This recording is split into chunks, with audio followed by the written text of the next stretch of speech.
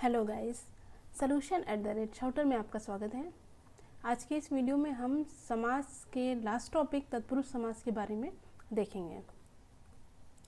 देखिए, तत्पुरुष समास को पहचानने का क्या तरीका है कि जैसा कि समास में दो पद होते हैं, इसमें पहला पद गौड़ और दूसरा पद प्रधान होता है। ठीक है, पहला पद मीन्स कम वैल्यू का होता है, लेकिन दूसरा पद इसमें प्रधान होगा, तो ऐसे सभी को तत्पुरुष समास कहा गया है। इनमें क्या होता है कि समास विग्रह करने पर एक किसी कारक चिन्ह से पहले पद और दूसरे पद बंधे होते हैं। अब आप क्वेश्चन करेंगे कि ये कारक चिन्ह क्या होता है, तो पहले हम कारक चिन्ह के बारे में देख लेते हैं। ये है कारक चिन्ह। कारक चिन्ह कितने होते हैं? कारक चिन्ह टोटल 8 होते हैं। कितने? 8। लेकिन तत्पुरुष समास के जो प्रकार होते हैं वो आप देखेंगे। ठीक है, तत्पुरुष समास के जो प्रकार होते हैं वो 6 होते हैं। क्यों? क्योंकि हम इसमें कारक चिन्ह में फर्स्ट और लास्ट को नहीं लेते हैं, मीन्स कर्ता को और संबोधन को नहीं लेते हैं। इसके बाद से जो है उनको हम लाइन से ले लेंगे, तो ये हो जाएगा पहला, ये हो जाएगा दूसरा, तीसरा, चौथा, पांचवा और छठवां। यही आपके तत्पुरुष के प्रकार हैं, तत्पुरुष समास के प्रकार हैं। अब देखिए, इन्हीं के नाम से तत्पुरुष समास का नाम भी रखा गया है।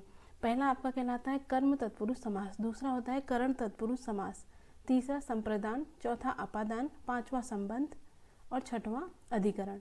इन्हीं को एक नाम और दिया गया है कि पहले वाले को बोला जाता है द्वितीय तत्पुरुष समास, दूसरे वाले को बोला जाता है तृतीय, क्योंकि इन्होंने नाम को चेंज नहीं किया है, एज इट इज कारक चिन्ह वाले नाम को दे दिया गया है। तो याद रखिए कि तत्पुरुष समास में पहला से स्टार्ट नहीं होता है, प्रथमा से, ठीक है, वो द्वितीय से स्टार्ट होता है। ये क्या है? ये इनका कारक चिन्ह है जो कि लोप हो जाता है। कारक चिन्ह में कर्ता के साथ ने आता है, कर्म में को आता है, करण के साथ से आता है।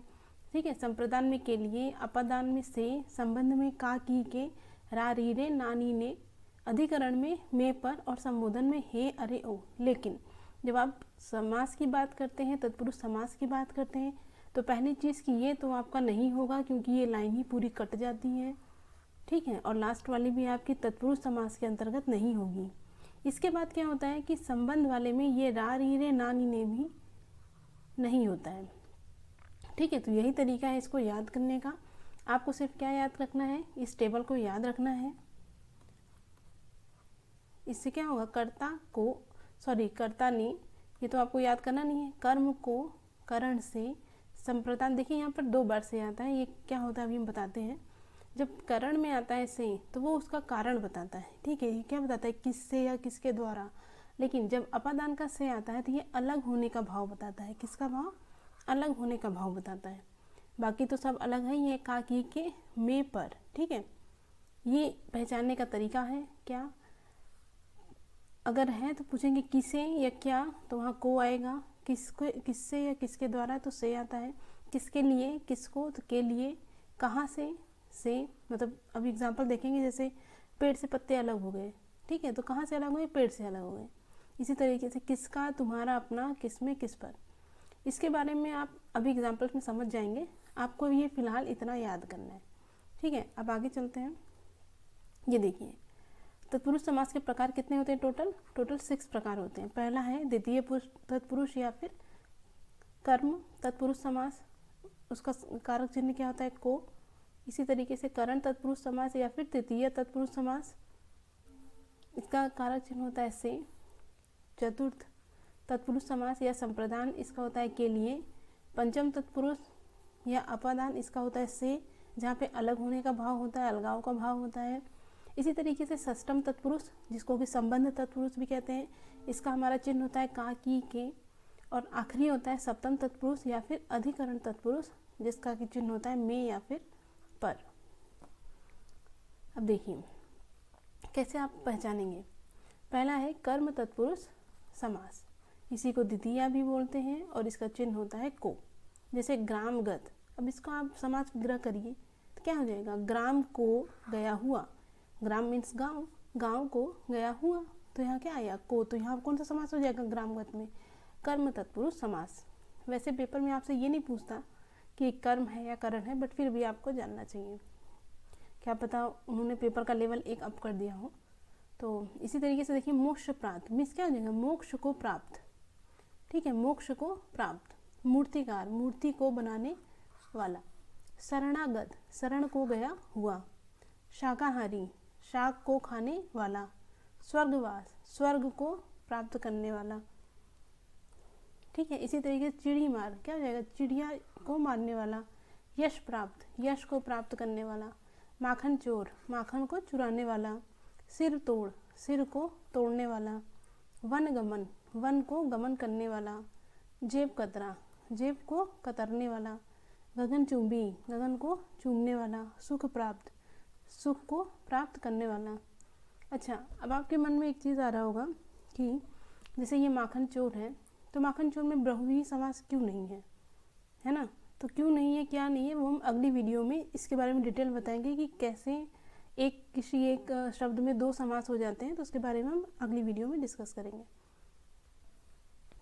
देखिए दूसरा है करण तत्पुरुष समास। ठीक है, करण तत्पुरुष समास तृतीय। इसका सिंबल क्या होता है, से या के द्वारा। जैसे शोकग्रस्त, इसमें क्या हो जाए, शोक से ग्रस्त, है ना, दुख से ग्रस्त। रेल यात्रा, रेल के द्वारा यात्रा।